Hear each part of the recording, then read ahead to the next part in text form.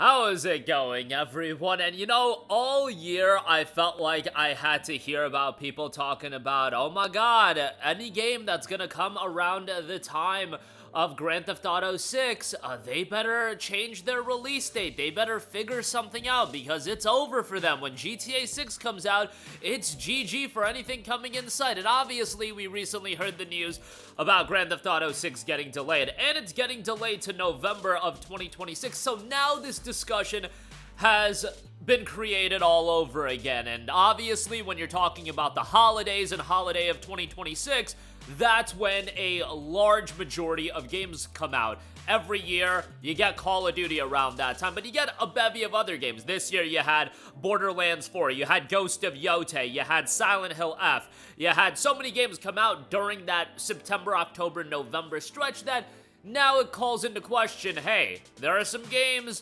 particularly one that I'm going to cover in this video that, scheduled to come out in fall of 2026, and there are other titles being rumored for fall of 26. Obviously, there will be a new Call of Duty game. What are they going to do? There are going to be a lot of games coming out in fall of 26. Ubisoft probably going to get ready to release maybe the Assassin's Creed 4 remake. Who knows? There's going to be a lot of games coming out around that time.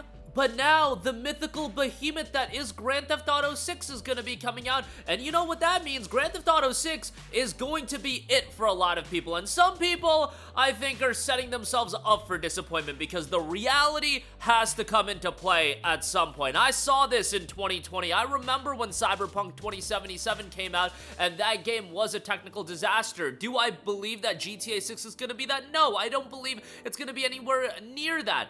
And what I do believe is that it's going to be an incredible game. Every time Rockstar has put out a game, it has been tremendous. Red Dead Redemption 2 is legitimately one of my favorite games of all time. Not as crazy about Grand Theft Auto, but Grand Theft Auto 6, for a lot of people, probably going to end up being, at the very least, a Game of the Year contender in 2026. But reality has to set in at some point that at the end of the day, it is a video game, and I remember saying that in 2020 leading up to Cyberpunk's release that, dude, at the end of the day, this is a video game. It will be big when it comes out. It will be gigantic. It will be colossal. It may be the biggest video game of all time. However, it is a video game, and I think when we have this kind of discussion, oh, batten down the hatches, everything has to get out of the way for GTA 6, I can understand to an extent about why that is, but I also think people are a little bit over pushing of it. And that brings me to a game that certainly is going to be a discussion point for that season, and that is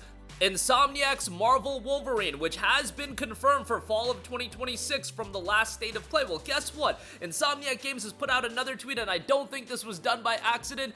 Don't miss a shred of information. Wishlist Marvel's Wolverine coming fall of 2026, and I do not believe the date of Marvel's Wolverine, will be adjusted because of Grand Theft Auto 6. If ultimately they need to delay the game because they need more time to polish it, whatever the case may be, by all means, delay it. But Insomniac has been a studio that they're pretty good about hitting their release dates that they announce. I don't believe that they've been delaying games left, right, and center like a lot of other studios. When they give you a date, when they give you a window, it seems like they're pretty good about hitting it. And they're giving you a window for Wolverine, and Wolverine's been in development for a long time. It was announced over 4 years ago at this point. And it does kind of feel like Sony likes to do the big do the big reveal and the gameplay drop and whatnot for a game that's going to be set up to be their big game for the following year. They did the exact same thing with Ghost of Yotei. They're now doing that with Marvel's Wolverine, and I think the game is going to ultimately come out in fall of 2026. And that brings me to my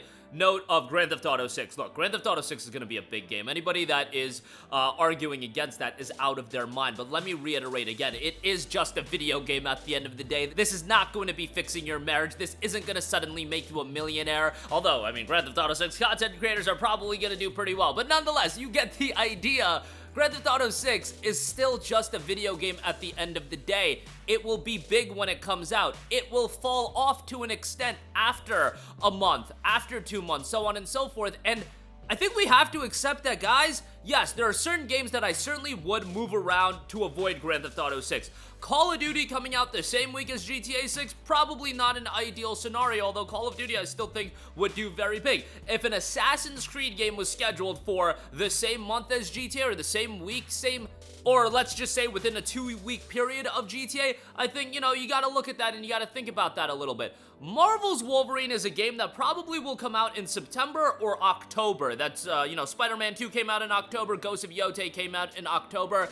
It's not gonna be this 80-hour open world game. It's just not. And Wolverine can come out in October, people can play it, people will move on, and then they can buy GTA 6. And here is the harsh reality about people moving on from Wolverine and then playing GTA 6. They'll play GTA 6, they'll beat GTA 6, and a large portion of people are gonna move on from GTA 6 at some point as well. It's not like this whole fall season, all encompassing, it's GTA 6, and maybe I'm a little bit more down on it than most people. I'm excited for GTA, but I know what this is in terms of it's another video game. It's gonna be a great video game, but it is another video game. That's gonna be the biggest video game, the biggest multimedia release of all time. Yes, you can have all that, but it's still a video game. And maybe, I get it that the economy isn't great, but I do believe people can figure out a way to buy more than one video game during a season. I think people can figure it out, and I don't think we have to be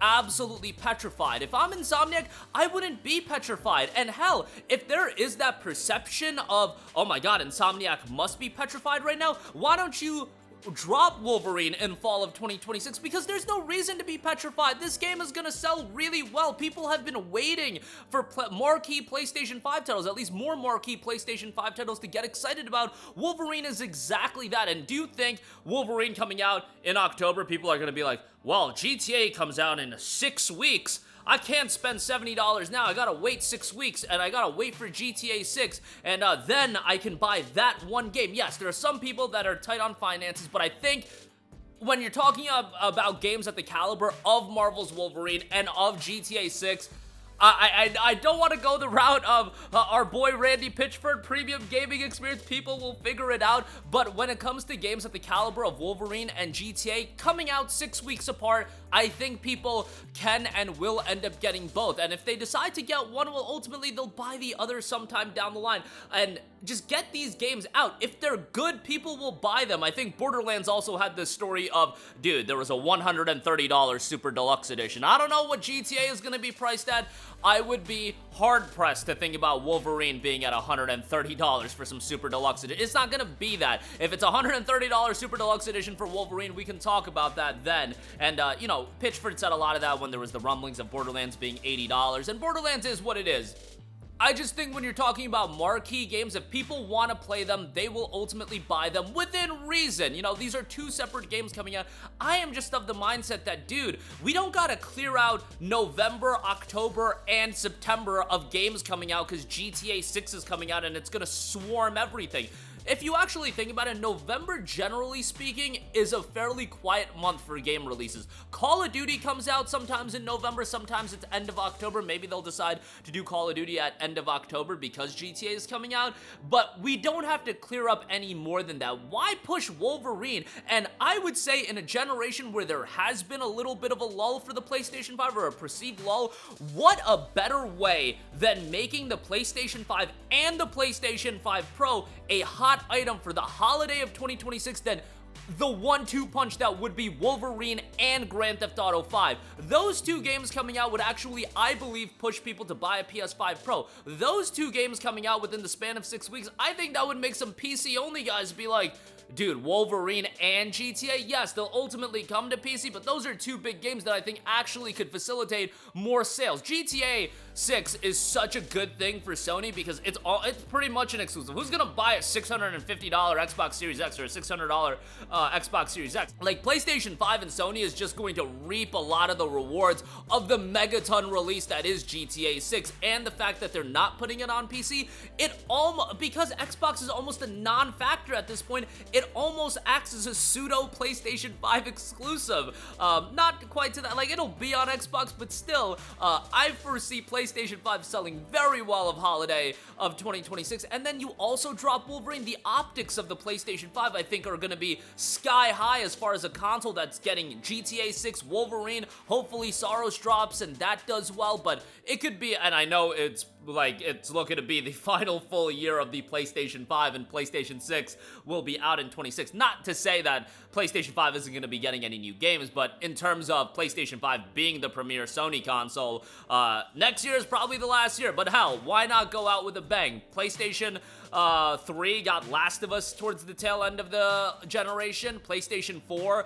got Last of Us Part 2 and Ghost of Tsushima. PlayStation 5 getting Wolverine in the fall of 2026. And guess what? Y'all all know how this game is played. Wolverine Remastered coming to a PlayStation 6 near you in 2027, 2028. I mean, that makes a lot of sense as well. But I don't think everybody or every publisher should be absolutely quaking in their boots because GTA 6 is coming out. Yeah, sure, maybe be a little reasonable about it. Don't drop a game the week of release, but I talked about this in previous videos.